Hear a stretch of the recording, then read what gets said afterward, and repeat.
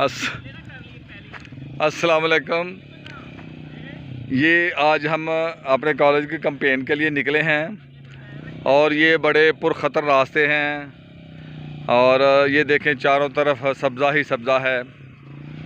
और ये हमारे दो जो मोटिवेशनल स्पीकर हैं और कमांडोज टी कैस के जनाब कासिम साहब और जनाब साकिब साहब, ये पुरख़तर और पुरपेच रास्तों से अपनी बाइक चलाते हुए ये सिर्फ़ अपने कॉलेज का नाम रोशन करने के लिए और अपने कॉलेज के लिए ये निकले हैं।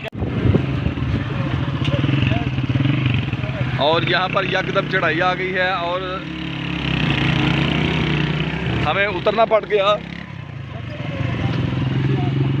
और ये अब दोबारा सुभान साहब गाड़ी पे बैठ गए हैं और दूर दूर लोग हमें देख रहे हैं कि ये बड़े दीदा दिलेर टीचर हैं जो बच्चों को पढ़ाने के साथ साथ पुरख़तर रास्तों से ड्राइविंग भी करते हैं। और ये आप रास्ता देखिएगा, ये जान जोखों वाला काम है जो हम कर रहे हैं।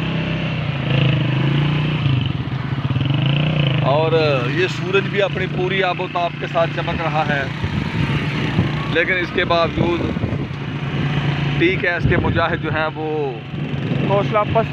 अपना हौसला बुलंद रखे हुए बुलंद अज़्म के साथ अपनी मंजिल की तरफ रवां दवां हैं।